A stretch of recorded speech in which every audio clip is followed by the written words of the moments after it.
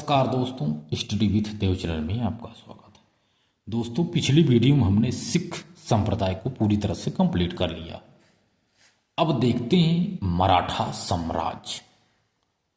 मराठा साम्राज्य के संस्थापक हैं दोस्तों शिवाजी, जो 1674 से 1680 तक उनका माना जाता है।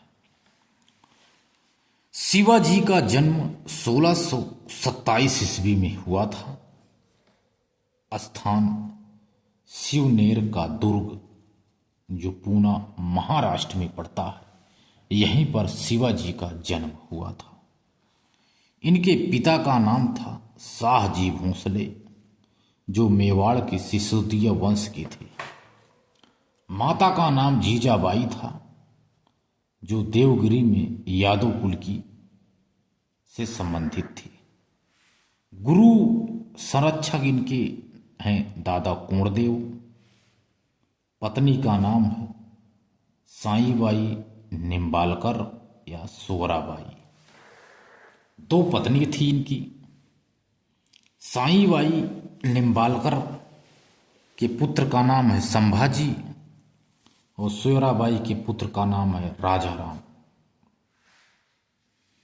इनके आध्यात्मिक गुरु की बात की जाए तो गुरु रामदास थे और छत्रपति की उपाधि धारण किया था शिवाजी ने।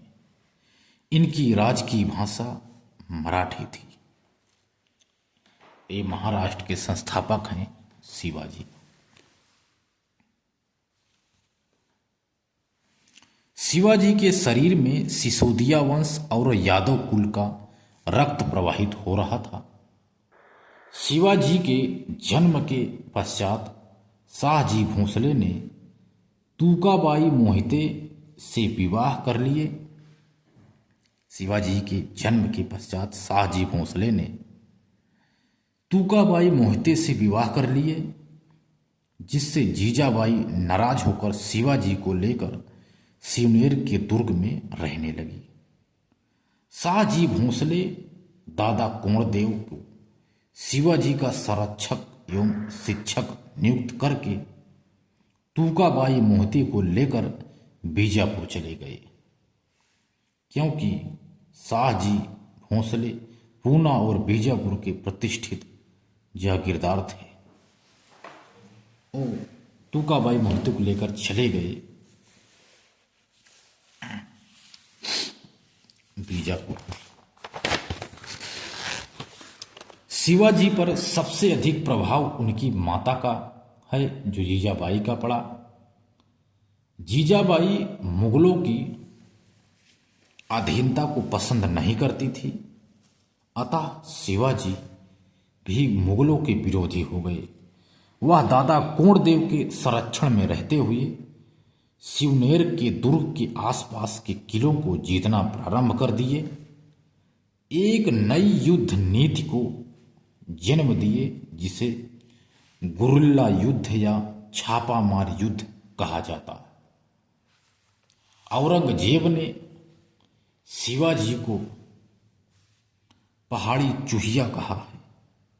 1648 ईस्वी में दादा कोंडदेव की मृत्यु के पश्चात शिवाजी स्वतंत्र होकर मुगलों के विरुद्ध लड़ाई लड़ना प्रारंभ कर दिए थे। आइए देखते हैं दोस्तों मुगलों से संघर्ष। मुगलों से संघर्ष 1657 ईस्वी में। 1657 ईस्वी में औरंगजेब बीजापुर पर आक्रमण करने की योजना बनाने लगा। औरंगजेब बीजापुर पर आक्रमण करने की योजना बनाने लगा। जब इसकी जानकारी बीजापुर के शासक को हुई तो उन्होंने शिवाजी से सहयोग मांगा। शिवाजी ने सहयोग का वचन दिया और बीजापुर के लिए प्रस्थान कर दिया। लेकिन औरंगजेब ने बीजापुर से संधि कर लिया। इस कार्य से शिवाजी नाराज होकर बीजापुर के क्षेत्रों पर अधिकार करने लगे। इस कार्य से औरंगजेब नाराज हुआ, किंतु उत्तराधिकार का युद्ध प्रारंभ हो जाने के कारण वह आगरा प्रस्थान कर दिया और शिवाजी को अपना साम्राज्य विस्तार का मौका मिल गया। इसके बाद अफजल खां से संघर्ष होता है 1659 ईस्वी में। अफजल खां से संघर्ष। बीजापुर का सेनापति अफजल खां ने बीजापुर का सेनापति था अफजल खां ने दरबारियों के बीच सेखी बघारा की दरबारियों के बीच में सेखी बघारा की हमें बिना घोड़े से उतारे ही शिवाजी को कैद करके बीजापुर दरबार में प्रस्तुत कर दूंगा। अफजल खान ने दरबारियों में सेखी बघारी सबके बीच में कि मैं बिना घोड़े से उतरे ही शिवाजी को कैद करके बीजापुर दरबार में प्रस्तुत कर दूंगा। तब दरबारियों ने कहा इस कार्य में देरी नहीं होनी चाहिए, अतः संदेशवाहक भेजकर मिलने का प्रस्ताव शिवाजी के समक्ष रखा गया। शिवाजी ने भी प्रस्ताव को स्वीकार कर लिया। अफजल खां ने 1659 ईस्वी में शिवाजी से मिलने के बाद विश्वासघात किया, किंतु शिवाजी ने अपने बघनक से मारकर उनकी हत्या कर दी। इसे ही शिवाजी और अफजल खां के बीच होने वाला संघर्ष कहा जाता है। इसके बाद देखते हैं दोस्तों शाइस्ता खां से संघर्ष जो 1663 ईस्वी में हुआ था। शाइस्ता खां से संघर्ष। औरंगजेब ने 1661 ईस्वी में अपने मामा शाइस्ता खां को दक्षिण भारत का सूबेदार बनाकर भेज दिया। 1663 ईस्वी में शिवाजी शाइस्ता खां के विरुद्ध अभियान करके उसे पराजित कर दिया। शिवाजी शाइस्ता खां के विरुद्ध अभियान करके उसे पराजित कर दिया। वह भागकर दिल्ली चला गया। फिर औरंगजेब शाइस्ता खां से नाराज हुआ।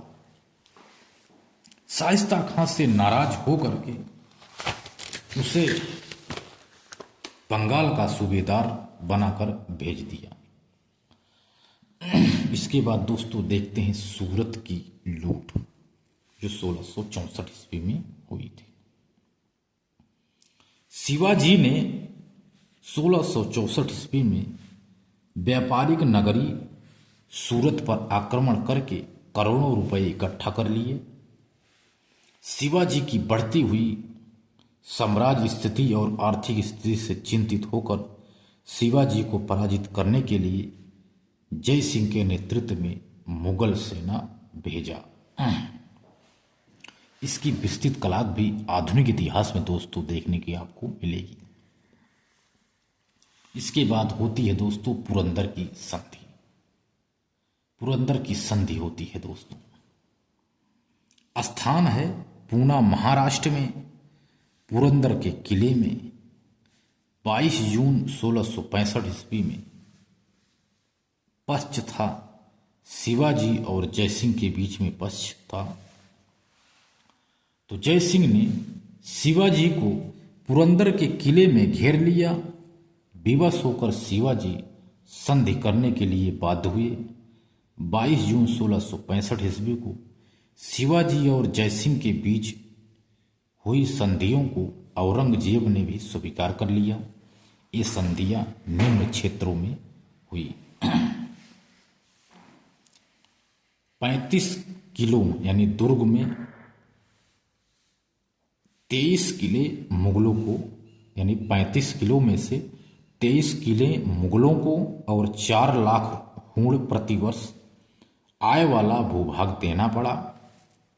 दूसरा, शिवाजी के पास 12 किले और 1 लाख हूण प्रतिवर्ष आय वाला भूभाग शेष रहा कि आपके पास इतना रहेगा। तीसरा, शिवाजी के पुत्र संभाजी 5000 घुड़सवार सैनिकों के साथ मुगल दरबार में उपस्थित रहेंगे। और क्या था, मुगलों और बीजापुर के बीच हुए संघर्ष में शिवाजी मुगलों का साथ देंगे। और क्या था कि शिवाजी और जयसिंह के बीच एक गुप्त संधि हुई कि शिवाजी मुगल दरबार में उपस्थित होंगे और शिवाजी की सुरक्षा की जिम्मेदारी जयसिंह पर रहेगी। जयसिंह ने अपने पुत्र राम सिंह को शिवाजी के पास छोड़कर वापस चला गया। उसके बाद मुगल दरबार में इनका प्रस्थान होता है दोस्तों। मुगल दरबार में प्रस्थान होता है मई 1666 ईस्वी में। मई 1666 ईस्वी में शिवाजी मुगल दरबार में उपस्थित हुए। औरंगजेब ने उन्हें पंच हजारी मनसबदारों की तीसरी कतार में खड़ा होने का आदेश दे दिया। इस कार्य से शिवाजी नाराज होकर कतार से बाहर निकलकर बैठ गए। तब औरंगजेब ने जयसिंह से पूछा, शिवाजी क्यों कतार से निकल गए?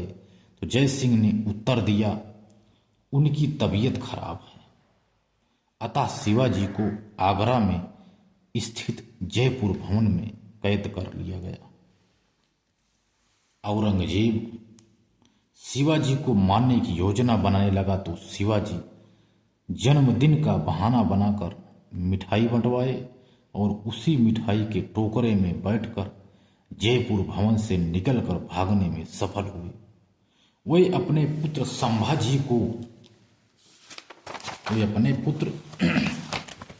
संभाजी को मथुरा में मराठा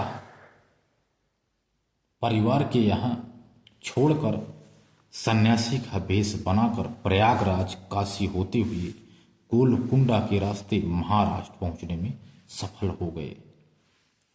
महाराष्ट्र पहुंचकर अपने खोई हुए किलों और भूभाग को प्राप्त करने लगे। संधि शर्तों को तोड़ दिए। धीरे धीरे अपनी संपूर्ण स्थितियों को सुदृढ़ करने के पश्चात 1674 ईस्वी में अपना राज्याभिषेक कराया। तो दोस्तों इसकी आगे अगली वीडियो में देखेंगे दोस्तों। तो मिलते हैं और बेहतरीन क्लास में, तब तक के लिए धन्यवाद।